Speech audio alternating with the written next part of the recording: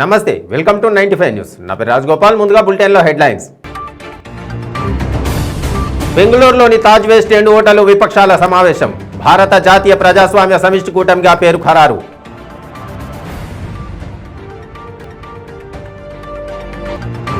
మాజీ మంత్రి వైఎస్ వివేకానందరెడ్డి హత్య కేసులో సుప్రీంకోర్టు కీలక వ్యాఖ్యలు. వివేక హత్య కేసు చాలా కీలకమైన అంశమని స్పష్టం చేసిన ధర్మాసనం. రాహుల్ గాంధీపై మంత్రి కేటీఆర్ వ్యాఖ్యలను ఖండించిన బట్టి విక్రమార్క. పదవులను త్యాగం చేసిన గొప్ప మనిషి రాహుల్ గాంధీ అని కితాబు. అన్నమయ్య జిల్లా మదనపల్లి పట్టణంలో పోలీసు అధికారులతో డీఎస్పీ సమావేశం. గంజాయి పోక్సో యాక్ట్ నిందితులపై పీడీ యాక్ట్ నమోదు చేయాలని ఆదేశం. 2024 లోక్సభ ఎన్నికల్లో అధికార బీజేపీని ఎలా ఎదుర్కోవాలనే అంశంపై చర్చించేందుకు వ్యూహాలు రచించేందుకు బెంగళూరులోని తాజ్ వెస్ట్ ఎండ్ హోటల్లో విపక్షాలు రెండో రోజు సమావేశమయ్యాయి. ఈ సమావేశంలో 26 పార్టీలు పాల్గొన్నాయి. కాంగ్రెస్ సహా ఆయా పార్టీలు 11 రాష్ట్రాల్లో అధికారంలో ఉన్నాయి. విపక్ష పార్టీల ఐక్య కూటమికి పేరు కూడా పెట్టారు. ఈ పార్టీల ఫ్రంట్కు ఇండియా అనే పేరును ప్రతిపాదించగా అన్ని పార్టీలు ఏకగ్రీవంగా అంగీకరించినట్లుగా వార్తలు వస్తున్నాయి. ఈ సమావేశంలో Indian national democratic inclusive alliance అనే పేరు దాదాపు ఖరాయింది. Fruitful meeting and it's a constructive decision to be taken. All the agenda is very fruitful. Let us discuss today and if the outcome today what we discuss, after that the outcome may be the good for the people of this country. Meeting ज़रूरी इसलिए है देश को बचाना, लोगों को बचाना, political leader के साथ जिस तरह व्यवहार हो रहा है और मैं ये कहता हूँ कि देश की 2/3 जनता भारतीय जनता पार्टी के खिलाफ है, 2/3 जनता खिलाफ है. तो इस बार भारतीय जनता पार्टी का सफाया होने के लिए सब एक है. I think it is important because Mr. Narendra Modi got a chance to rule the country for the last 10 years and he has made a complete mess of almost every sector in the country. He has created so much of hatred amongst the people. The economy is in shambles, there is so much of inflation, there is so much of unemployment in all sectors. YCP MP Avinash Reddy bail రద్దు చేయాలనే పిటిషన్ను September 2వ వారానికి వాయిదా వేసింది. వివేక హత్య case వివరాలు, డైరీని సీల్డ్ కవర్లో అందించాలని సిబిఐని ఆదేశించింది. అవినాష్ బెయిల్ రద్దు పిటిషన్పై కౌంటర్ను సీల్డ్ కవర్లో దాఖలు చేయాలని ఆదేశాలు జారీ చేసింది.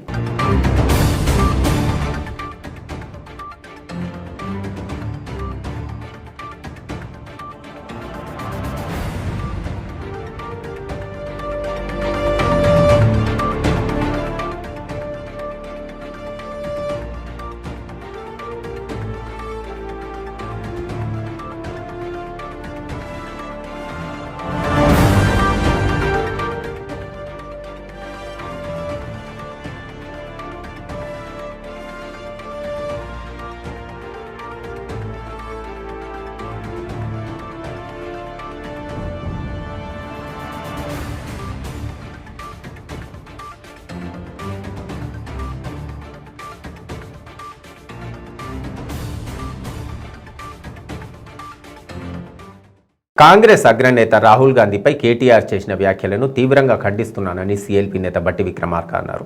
రాష్ట్ర మంత్రి కేటీఆర్ సభ్యత సంస్కారంలో మర్చిపోయి సంస్కారహీనుడుగా జాతీయ నాయకుడు రాహుల్ గాంధీని విమర్శిస్తున్నాడని అన్నారు. ఈ దేశానికి ప్రధానమంత్రిగా, కేంద్ర మంత్రిగా అయ్యేటటువంటి అవకాశం ఉన్నా ఆ పదవులను త్యాగం చేసిన గొప్ప మనిషి రాహుల్ గాంధీ అని అన్నారు. కన్యాకుమారి నుంచి కాశ్మీర్ వరకు పాదయాత్ర చేసి ఈ దేశం సమైక్యంగా ఉండాలని, జాతి విచ్ఛిన్నం కాకూడదని, ఆర్థికంగా మతపరంగా విభజనతో దేశం 2 భారతదేశాలుగా ఉండకూడదని భారత్ జోడో యాత్రతో ప్రపంచమే ఆయనను చూసే విధంగా దేశ రాజకీయాలను ప్రభావితం చేస్తున్న నాయకుడు రాహుల్ గాంధీ అని కొనియాడారు. ట్రక్ డ్రైవర్లు పడుతున్నటువంటి బాధలను అర్థం చేసుకోవడం కోసం ఆ ట్రక్కుల్లో ప్రయాణం చేస్తూ మెకానికుల జీవితాలు తెలుసుకోవడం కోసం వారితో కలిసి మోటార్ సైకిల్ రిపేర్ చేస్తూ ముందుకు నడుస్తూ వెల్డింగ్ చేసేటువంటి వాడితో కలిసిపోయి వెల్డింగ్ చేస్తూ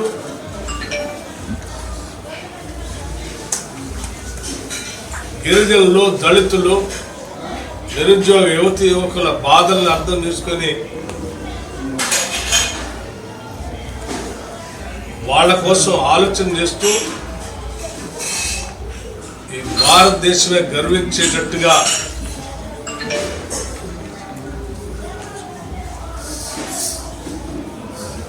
ఒక ఉన్నతమైన నాయకుడిగా ఎదుగుతున్నటువంటి రాహుల్ గాంధీ, నడుస్తున్నటువంటి రాహుల్ గాంధీని ఆయనకేం తెలుసు పబ్బులు క్లబ్బులు అని మాట్లాడినటువంటి నీచమైనటువంటి కేటీఆర్ మాటల్ని తీవ్రంగా ఖండిస్తూ ఉన్నారు. రిపేర్ చేసే మోటార్ సైకిల్ మెకానికల్ షాపులు నీకు క్లబ్బుల్లాగా పబ్బుల్లాగా కనపడుతున్నాయనంటే నీ మనసు, నీ ఆలోచన ఎక్కడ ఉందో దాన్ని బట్టి అర్థమవుతాం.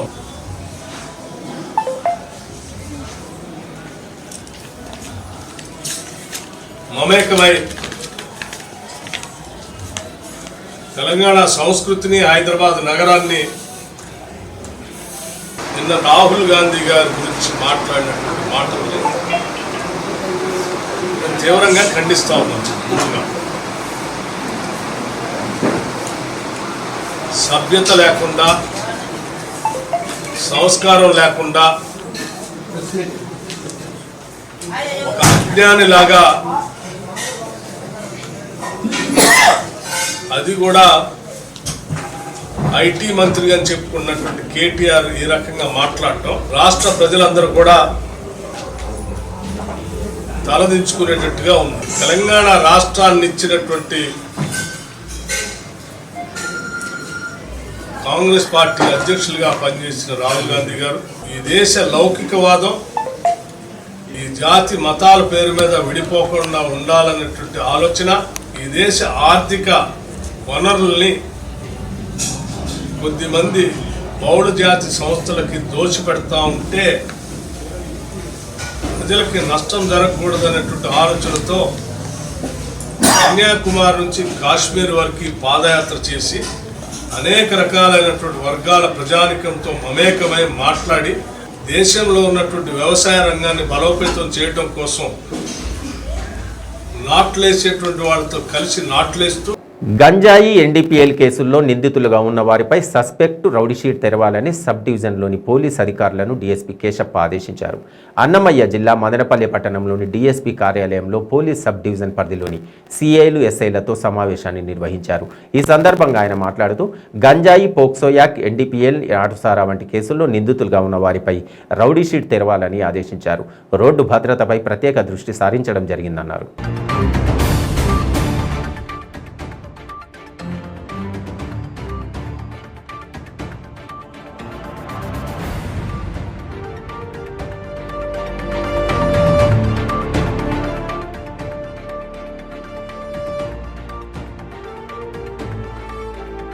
మా జిల్లా ఎస్పీ గారు ఉత్తర్వుల మేరకు మా జిల్లాలో జరుగుతున్న నేరాల గురించి మా సబ్ డివిజన్లో ఎస్ఐస్, సిఐస్, కోర్ట్ కానిస్టేబుల్స్, రైటర్స్ని పిలిపించి క్రైమ్ రివ్యూ చేస్తున్నాం. దాంట్లో ముఖ్యంగా ఎన్డీపీఎస్ యాక్ట్లో ఉండే ముద్దాయిలు, రౌడీ సీటర్లు, suspects, property offenders, red sandal offenders, వీళ్ళ నిఘా పెట్టడానికి కోసం సిడిఆర్లోని పెట్టమని ఇన్స్ట్రక్షన్ చెప్తున్నాం.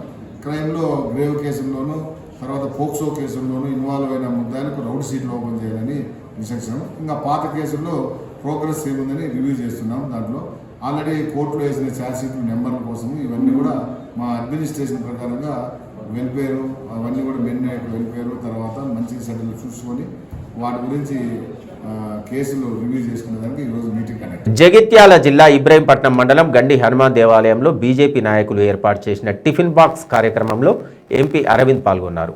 ముఖ్య కార్యకర్తలతో సమావేశం ఏర్పాటు చేసి పార్టీ కార్యాచరణపై చర్చించారు. ఈ సందర్భంగా ఎంపీ అరవింద్ మాట్లాడుతూ డబ్బుల కోసం పార్టీ మారే నాయకులు బీజేపీలో లేరని అన్నారు. 24 గంటల ఉచిత విద్యుత్ దేశమంతా ఉందని, మత్తులో ఉన్న మంత్రి కేటీఆర్కు కనిపించడం లేదా అని ఎద్దేవా చేశారు.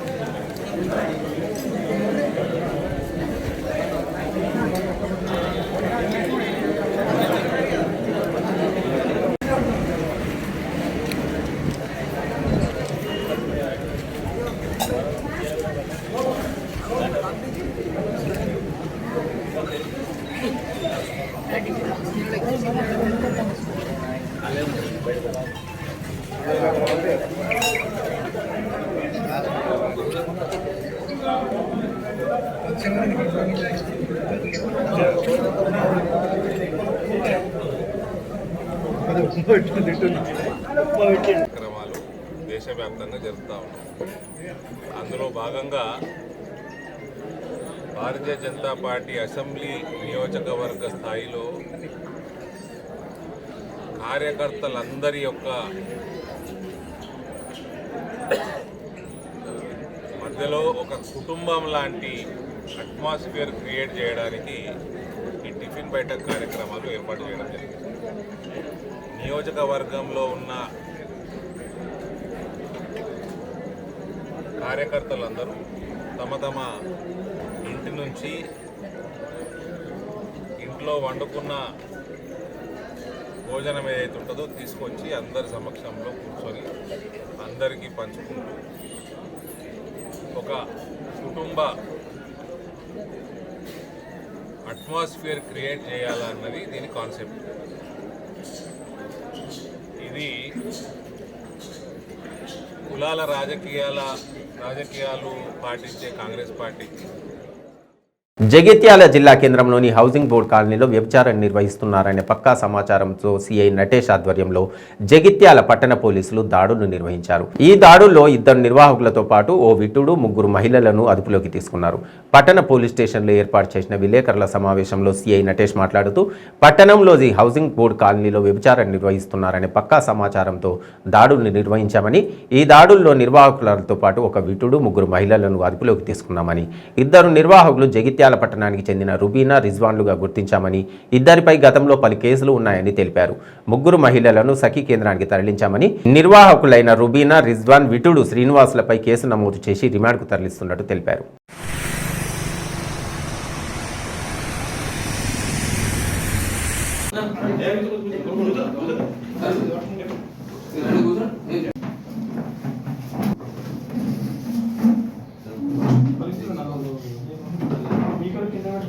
నిన్న దొంగతనం చేసింది ఒకడు సేమ్ ఇదే మాట అంటాడు.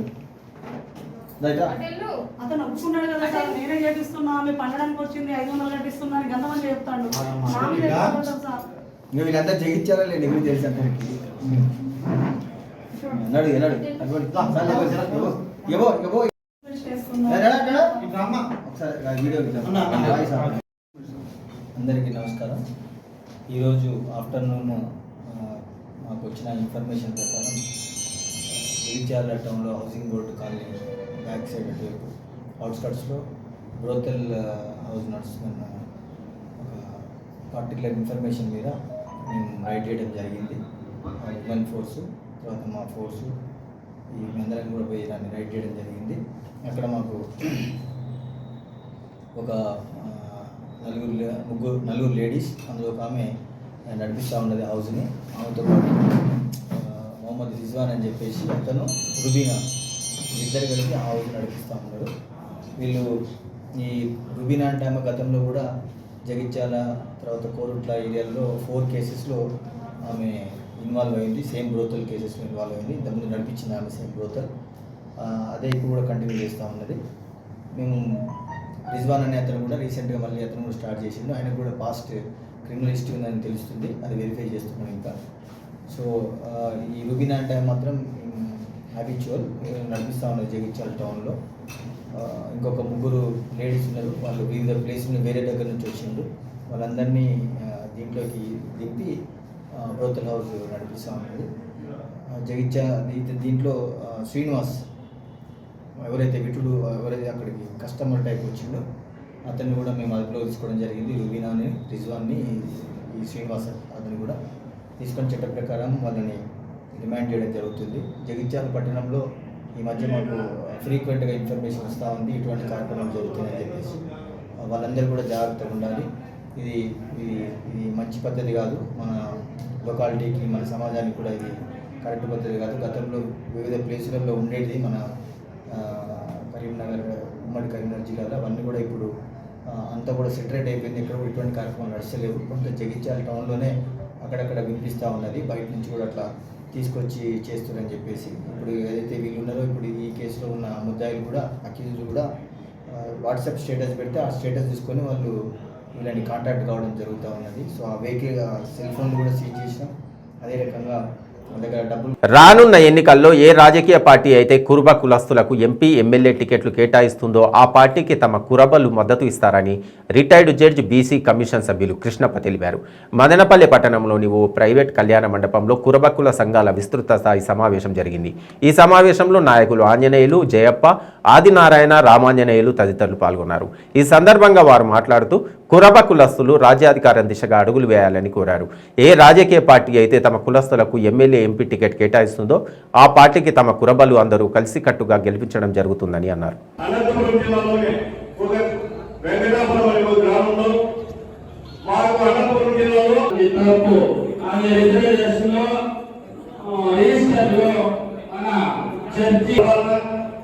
ఇదే విధంగా ఈసారి మంచి నాయకుడిని రాష్ట్ర స్థాయికి అదేవిధంగా మన జడ్జి కృష్ణప్ప గారికి, డిఎస్పీ నందనప్ప గారికి అందరికీ డిస్ట్రిక్ట్ స్థాయి సమావేశం జరుగుతుంది కనుక ఈ సమావేశం ముఖ్య ఉద్దేశం రాజకీయ ప్రాధాన్యత మా కులబలకి లభించే విధంగా అడుగులు వేయాలని ఈ సమావేశాన్ని ఏర్పరచుకున్నాం. కనుక అదేవిధంగా అడుగులు వేస్తామని ఈ మీడియా ద్వారా తెలియజేస్తాం. మాకు ఈ అవకాశం ఇచ్చిన పెద్దలకి. తర్వాత ఏపీ రాష్ట్రంలో కుప్పం నుండి కర్నూలు వరకు 36 నియోజకవర్గాలలో అత్యధిక కురుబులు కలరు. 6 పార్లమెంటరీ స్థానాలు శాసించేటువంటి ఓటర్స్ కలరు. అయితే వీరికి కురుబల్ని, యాదవుల్ని కలిపేయడం వల్ల కురుబులు వేరు, యాదవులు వేరు. యాదవులు డి గ్రూప్లో ఉన్నారు, కురుబులు బి గ్రూప్లో ఉన్నారు. కురుబుల వృత్తి గొర్రెలు మేపే వృత్తి, యాదవులు వచ్చి ఆవులు మేపే వృత్తి. రెండు కలిపేయడం కూడా అన్యాయం జరుగుతూ ఉంది.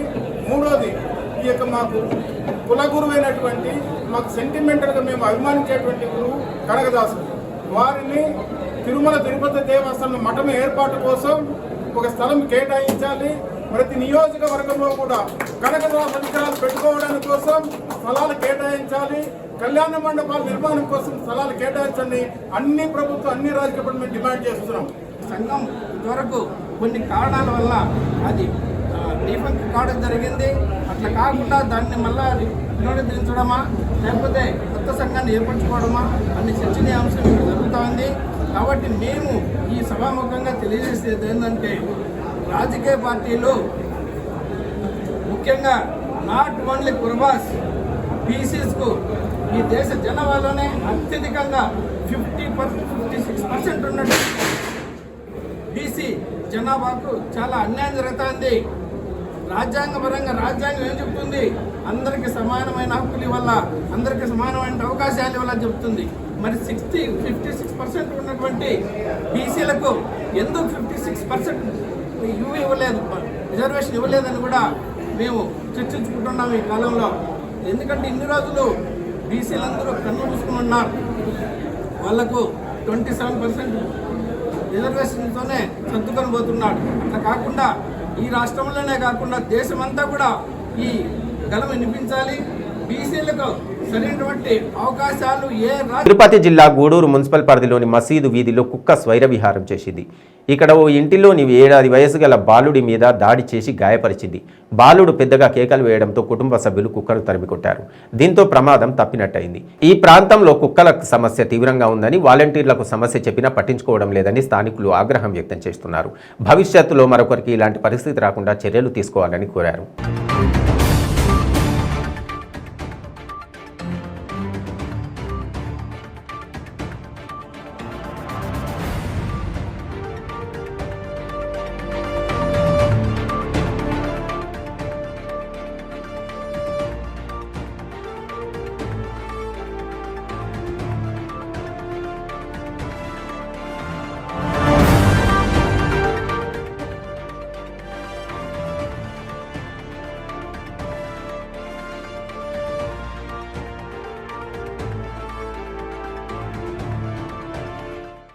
సంగం మండలం దువ్వూరు సమీపంలో జరిగిన రోడ్డు ప్రమాదంలో తీవ్రంగా గాయపడి చికిత్స పొందుతూ మృతి చెందిన వాలంటీర్ పవన్ కుమార్ మృతదేహానికి ఆత్మకూరు శాసనసభ్యులు మేకపాటి విక్రమరెడ్డి నివాళులర్పించారు.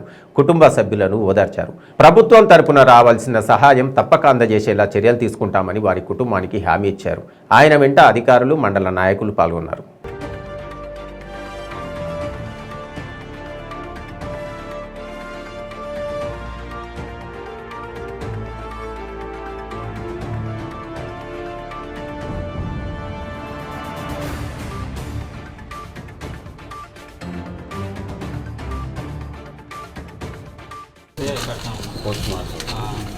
ఇంటిమేషన్ చేస్తారు.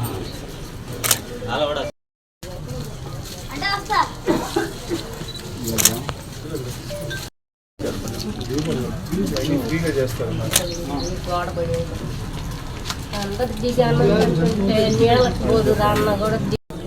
చదువు అనేది వాళ్ళ అమ్మ పని తీసుకొని పోతానంటుంది సార్. ఏం పెట్టి చదివాం సార్, పైకి పంపిస్తుంది వాళ్ళ ఆయన జరిగినాక అంతే. ఈ పరిచి వచ్చే 3 బిడ్డలు ఆడుతుంది నా కోడలు.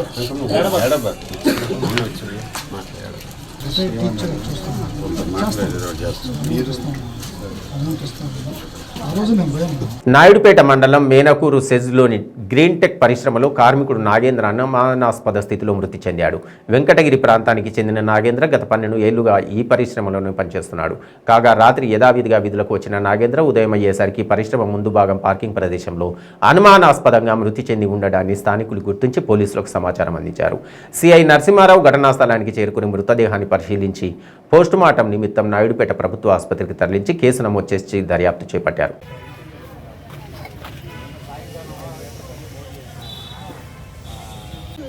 కానీ ఏ రూపంలో బయట ఇస్తే మనకి తెలుస్తుంది. కంపెనీలో జరిగేటి మనకి ఇంటికి తెలుస్తాయా, వాళ్ళు అక్కడక్కడే సాల్వ్ చేసుకుంటారు. ఆదివారం కూడా ఫోన్ కెమెరా ఉంటాయి కదా, సీసీ కెమెరా తెలియకుండా నైట్ చనిపోయిన అతను తెల్లారి దాకా పట్టించుకోలేదంటే వాచ్మెన్లు ఉంటారు, వాళ్ళంతా ఏం చేస్తున్నారు. ఇది అందరూ తెలిసే ఏదో చేశారు. చంపేశారని అంటున్నారు. ఎప్పుడు ఏం జరిగినదో తెలీదు. లోపల మాత్రం సీసీ కెమెరాలు ఉన్నాయి. సీసీ కెమెరాలు పట్టించుకోరు. జరిగింది మాత్రం కంపెనీ లోపల ఒక మ్యారేజ్, ఒక బిడ్డ, ఆ బిడ్డకి, ఆ భార్యకి, ఒక తండ్రికి, ఒక తల్లికి నల్లగరిని అనాథులు చేసింది సార్ వీళ్ళు. ఈ రాక్షసులు, నలగొక రాక్షసులు నల్లగరి అనాథులు చేశారు. నా బిడ్డని చంపేసి మమ్మల్ని నల్లగరిని అనాథులు చేశారు సార్. మాకు ఎవరి మీద శత్రుత్వం లేదు, ఎవరు మాకు శత్రువులు కాదు. కంపెనీలో ఏదో వాడు ఎదగుతున్నాడని వారం లేని వాళ్ళు ఎవరు పగబట్టి ఈ పని చేశారు. ప్రకాశం జిల్లా చీమకుర్తిలో గుట్టుగా గంజాయి విక్రయిస్తున్న 2 వ్యక్తులను ఒంగోలు పోలీసులు అదుపులోకి తీసుకున్నారు. వారి వద్ద నుంచి 40,000 రూపాయల విలువ చేసే 4 కేజీల గంజాయి స్వాధీనం చేసుకున్నామని ఎస్పీ మల్లిక గర్గ్ తెలిపారు. ఒరిస్సాకు చెందిన 2 వ్యక్తులు చీమకుర్తి సమీపంలోని గ్రానైట్ ఫ్యాక్టరీలలో పనిచేస్తూ గంజాయిని విక్రయిస్తున్నారని తెలిపారు.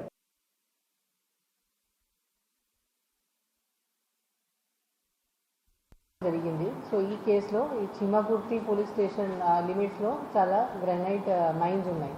సో అక్కడ ఒక గ్రానైట్ క్వారీలో పని చేసుకున్న పర్సన్ శుభ్రాంశు జానా, అతను క్వారీ వర్కర్స్కి గంజా అమ్ముతున్నాడు. ఆ ఇన్ఫర్మేషన్ బట్టి మనం రేడ్ చేసినప్పుడు 2 persons పట్టుకోవడం జరిగింది. శుభ్రాంశు జానా అతను resident of Jajpur district of Odisha state and Ratikanta Barik is resident of Bhadrak district in Odisha state. So ఇక్కడ ఇద్దరు ఒడిశా వాళ్ళు అక్కడ నుంచి ఒడిశా నుంచి డైరెక్ట్గా గాంజా తీసుకొని మన ప్రకాశం డిస్ట్రిక్ట్ చీమగుర్తి పోలీస్ లిమిట్స్లో వచ్చారు. అండ్ ఇక్కడ మోస్ట్లీ ఒడిశా వాళ్ళు ఎవరు ఉన్నారు, ప్లస్ కొంతమంది ఆంధ్ర వాళ్ళు కన్జ్యూమర్స్కి కూడా డిస్ట్రిబ్యూట్ చేస్తున్నారు, గాంజా అమ్ముతున్నారు. సో ఇక్కడ కన్జ్యూమర్స్ కూడా పట్టుకోవడం జరిగింది. 10 మెంబర్స్ కన్జ్యూమర్స్ కూడా ఈ కేసులో మనం ఐడెంటిఫై చేశాము. వాళ్ళు కూడా ఈ కేసులో వాళ్ళకి కూడా చూపించడం జరుగుతుంది. సో అగైన్ ఇది just want to reemphasise the points that మన ఆంధ్రప్రదేశ్ ప్రభుత్వం గాంజా గురించి చాలా స్ట్రిక్ట్గా ఉంది. ఆంధ్రప్రదేశ్లో గాంజా పెంచుకోవడానికి లేదు, అమ్మడానికి లేదు, తీసుకోవడానికి లేదు, కన్జ్యూమ్ చేయడానికి లేదు. సో అది మన గోల్ ఉంది. అది గాంజా మొత్తం 100% వైప్ అవుట్ చేయడానికి మనం చాలా కష్టపడుతున్నాము. చాలా వరకు ఇది అయిపోయింది. ఈ కేసులో కూడా మీరు చూస్తున్నారు దట్ గాంజా ఏఎస్ఆర్ డిస్ట్రిక్ట్ కాకుండా, వైజాగ్ కాకుండా ఒడిశా నుంచి తీసుకుని రావడం జరిగింది. మహిళలపై అసభ్యకర పోస్టులు పెడితే ఇక ఉపేక్షించేది లేదని టీడీపీ మహిళా అధ్యక్షురాలు వంగలపూడి అనిత అన్నారు. విజయవాడలో తెలుగు మహిళల ఆధ్వర్యంలో ఏర్పాటు చేసిన నిరసన కార్యక్రమంలో ఆమె మాట్లాడుతూ పోలీసులు ప్రేక్షక పాత్ర పోషిస్తున్నారని ధ్వజమెత్తారు. తనతో పాటు పలువురు మహిళలపై పేటీఎం బ్యాచ్ వైసీపీ నేతలు సోషల్ మీడియాలో అసభ్యకర పోస్టులు పెడుతున్నారన్నారు. పోలీసులు జగన్ చెప్పినట్లు నడుచుకుంటున్నారన్నారు.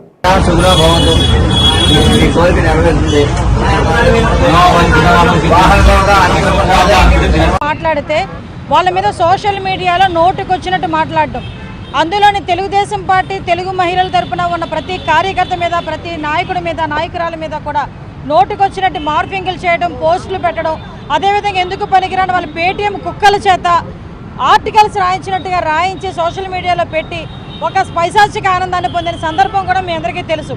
నిన్న నేను మాట్లాడాను. ఆఖరికి నా మీద కూడా 4 సంవత్సరాలుగా పడుతూనే ఉన్నాం. ఇంకా కూడా రోజు రోజుకి పెట్టరేగిపోతున్నారు.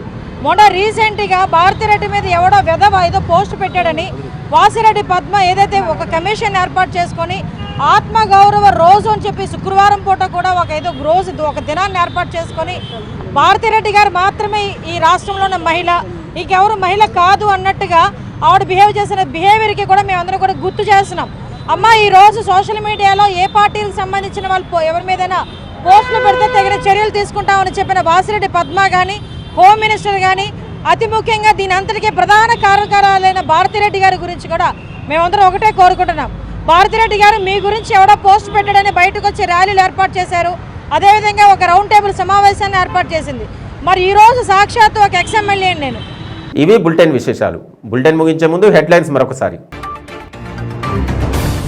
బెంగళూరులోని తాజ్ వెస్ట్ ఎండ్ హోటల్లో విపక్షాల సమావేశం. భారత జాతీయ ప్రజాస్వామ్య సమిష్టి కూటమిగా పేరు ఖరారు.